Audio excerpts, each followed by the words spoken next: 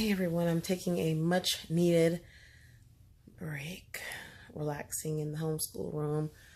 It's quiet. My son is doing something. I think he's watching television. My daughter is sleeping. Yes, she's taking a nap. It's been an hour. I expect her to be up in the next 20-30 minutes, so we'll make this video short. So I'm coming on today just to kind of talk to you guys about the fact that the school year, public school system just began. This should be the first few weeks, if not the first week, for public school for your little ones. And I just wanted to talk to you about after schooling and weekend schooling for those who are not homeschooling full-time. This is the perfect time as your student or as your child is new to a new grade that you can get to know the teacher. Contact the teacher if you have not already done so. Schedule a meeting with the teacher if they already don't have slots currently available for them to kind of meet you and your family face-to-face, in person, one-on-one. And talk to them about what their expectations are for your child.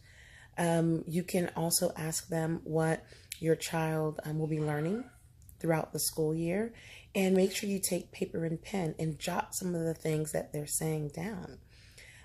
Prior to you going to that meeting, you may want to head to your school district's website and kind of print out what the district says a fifth grader is going to learn, or what your district says, not fifth grader, I'm thinking about my son, what the district says your child is going to learn based on the grade that they're in.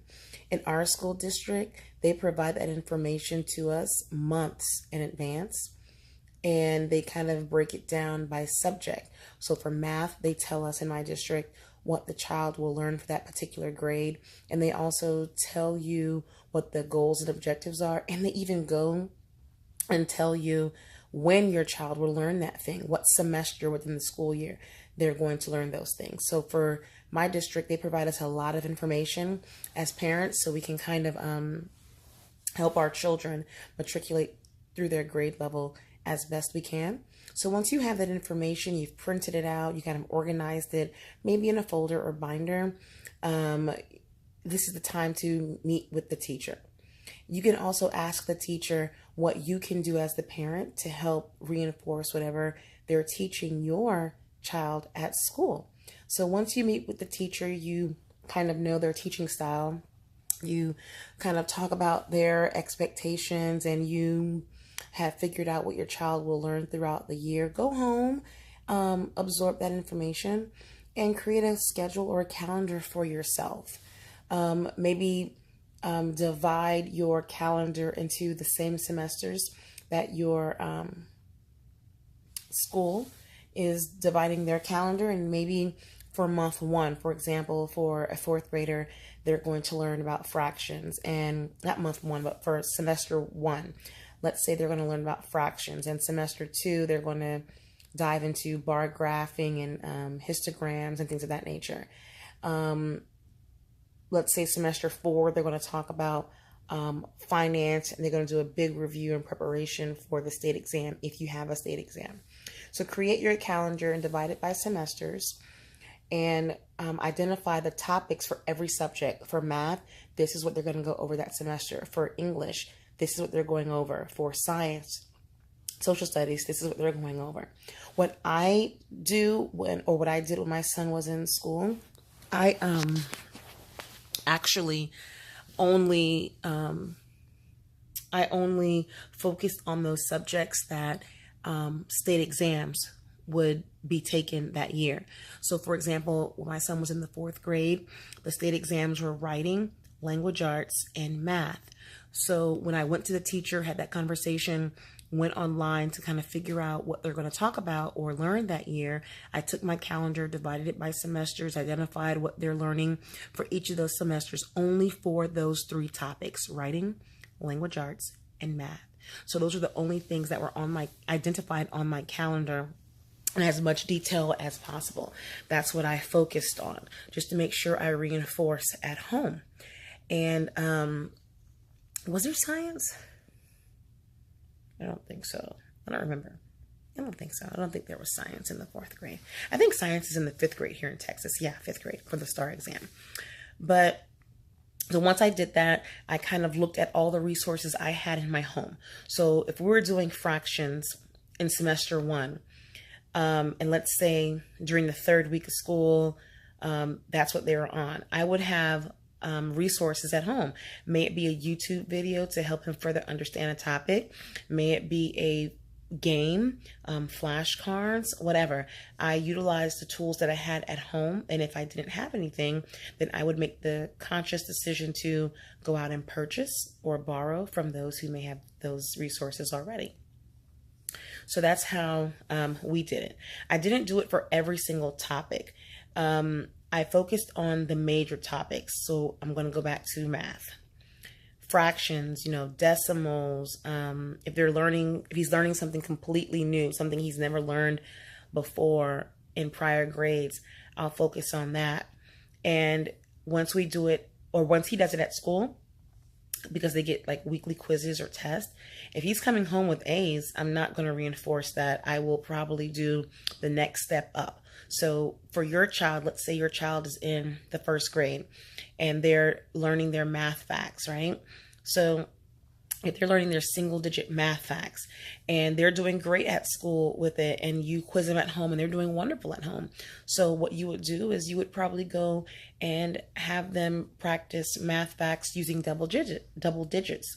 So instead of 1 plus 15, I may start doing 25 plus 36. Start doing math like that and working on mental math. So, and if your child doesn't understand math facts, then kind of stop and just reinforce at home and make sure you utilize games or resources that best interest your child to kind of help with learning that particular topic or lesson or activity. So this video is just to give you some encouragement to say, yeah, the school year has just begun. You're probably excited for having your child out the home, but use this as an opportunity to kind of plan out how you're going to after school your son or your daughter.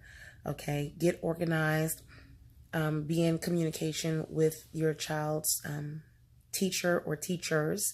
Make sure you understand what they're learning in class, what they're expected to learn in terms of what this district says a child should learn in that particular grade level. Check your children's paperwork when they come home. If they get graded paperwork and it goes home, don't just have them throw it away. Actually go over it with them, especially if they're getting problems wrong. If they're getting problems wrong, take the time over the weekend, or if you're off during the week, to go over those particular problems. And if they're still not getting it, use it as an opportunity to provide instruction for your children using resources, free resources, and you may have to purchase some resources to help your child understand whatever is being taught. And don't meet with the teacher just once a year.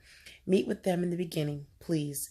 Meet with them maybe mid-year, and meet with them at the end of the year, because you want to assess your child's progress. Don't rely on quizzes or tests or semester report cards or interim report cards that your child is going to get. Remember, when they're in school, they may not, I'm not saying they're not, they may not be mastering a particular skill. They may just be learning a particular skill for the purpose of taking that test or that quiz, because they'll never see it again until the end of the year during their state exam. So be a reinforcer, be an encourager for your children, be involved.